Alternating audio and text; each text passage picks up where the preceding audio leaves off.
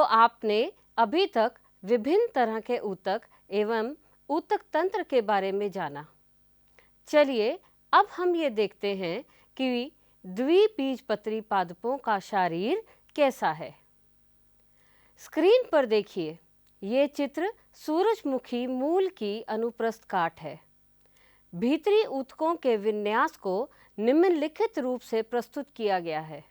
सबसे बाहरी गुलाबी रंग से दर्शाई हुई भित्ति मूलीय त्वचा यानी एपिडर्मिस है। इनमें से कुछ कोशिकाएं बाहर की ओर निकली हुई हैं। ये एक कोशिकीय मूल रोम अर्थात रूट हेयर्स हैं। मूलीय त्वचा में नलिकाकार सजीव घटक होते हैं। इनमें से कुछ कोशिकाएं बाहर की ओर निकली होती हैं जो एक कोशिकीय मूल रोम बनाती हैं। मूलीय त्वचा की कोशिकाएं अनुप्रस्थ काट में आयत या समव्यासित या अंडाकार दिखती हैं, पर ये सतह पर चपटी, लंबी एवं एक दूसरे से सटी हुई होती है। ये कोशिकाएं पैरेन्काइमी होती हैं, जिनमें बहुत कम मात्रा में साइटोप्लाज्म होता है जो कोशिका भित्ति के साथ होता है। प्राय मूल में क्यूटिकल नहीं पाई जाती, पर एक परिपक्व मूल में कभी-कभी क्यूटिकल भी देखने को मिलती है, पर यह क्यूटिकल बहुत ही पतली होती है। मूल में रंध्र नहीं पाए जाते।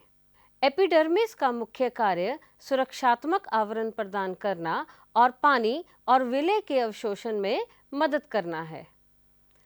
स्क्रीन पर फिर से देखिए, मूलीय त्वचा के अंदर हरे रंग से दर्शाया गया वल्कुट अर्थात कॉर्टेक्स है। वल्कुट में पतली भित्ति वाली पैरेन्काइमी कोशिकाओं की कई परतें होती हैं। इनके बीच में अंतराकोशिकीय स्थान होता है। यहाँ मौजूद पैरेन्काइमी कोशिकाएं अंडाकार या गोल होती हैं। मूल में वल्कुट में क्लोरोप्लास्ट यानी हरित लवक नहीं पाया जाता। वल्कुट की सबसे भीतरी परत अंतःत्वचा अर्थात एंडोडर्मिस कहलाती है। पीले रंग की कोशिकाएं एंडोडर्मिस हैं। इसमें नालाकार की कोशिकाओं की एकल सतह होती है।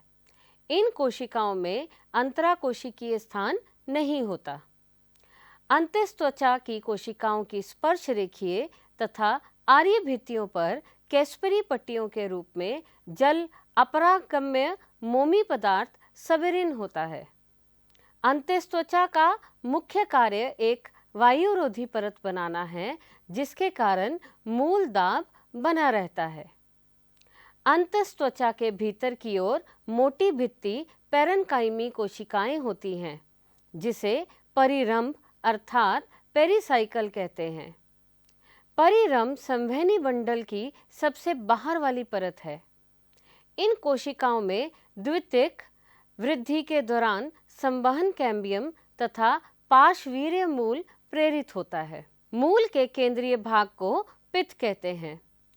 द्विबीजपत्री मूल में पित्त बहुत छोटी अथवा अस्पष्ट या अनुपस्थित होती है। यहाँ की कोशिकाएं पतली भित्ति वाली जीवित पैरेन्काइमा हैं, जिनमें अंतराकोशिकीय स्थान होते हैं। अब देखते हैं कि द्विबीजपत्री मूल में संवहनी बंडल किस प्रकार से व्यवस्थित हैं।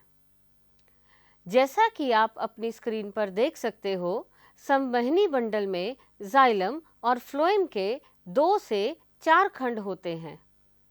यहाँ जाइलम को लाल रंग से दर्शाया गया है और फ्लोएम को आसमानी नीले रंग से दर्शाया गया है।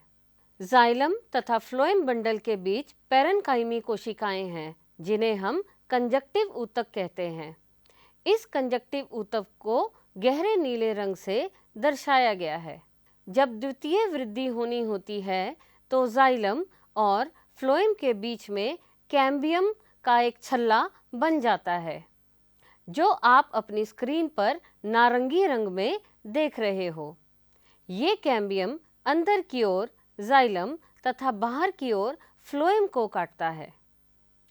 अंतस्थ त्वचा के अंदर की ओर सारे ऊतक जैसे परिरंभ, संवहन ऊतक तथा पित्त मिलकर रंभ अर्थात स्टील बनाते हैं। आइए अब हम देखें कि एक बीजपत्री मूल की अनुप्रस्थ काट में हमें क्या नजर आता है और वो द्विबीजपत्री मूल की अनुप्रस्थ काट से भिन्न कैसे है। एक बीजपत्री मूल का शारीर बहुत अधिक द्विबीजपत्री मूल के शारीर के समान होता है। द्विबीजपत्री मूल की अनुप्रस्थ काट की ही तरह इसमें भी बाह्य त्वचा, वलकुट, अंतस्थ त्वचा, परिरंभ, संवहन बंडल तथा पित्त होते हैं। अपनी स्क्रीन पर जो आप चित्र देख रहे हो, यही वो एक बीजपत्री मूल की अनुप्रस्थ काट है। यहाँ संवहनी तंत्र को देखें। आपको कुछ भिन्नता दिखाई दी क्या? बिल्कुल सही। यहाँ जाइलम की संख्या द्विबीजपत्री मूल की जाइलम से अधिक है। इनमें प्रायः 6 या 6 से अधिक जाइलम और फ्लोएम के खंड होते हैं, इसलिए ये बहुआदिदारुक है। पित्त बड़ी तथा बहुत विकसित होती है तथा एक बीजपत्री मूल में कैम्बियम नहीं होता, इसलिए इनमें द्वितीयक वृद्धि नहीं होती। यहाँ एक बात और गौर करने वाली है, मूल चाहे द्विबीजपत्री हो या एक बीजपत्री, मेटाफ्लोएम अंदर की ओर यानी पित्त की ओर होता है और प्रोटोफ्लोएम परिधि की ओर होता है।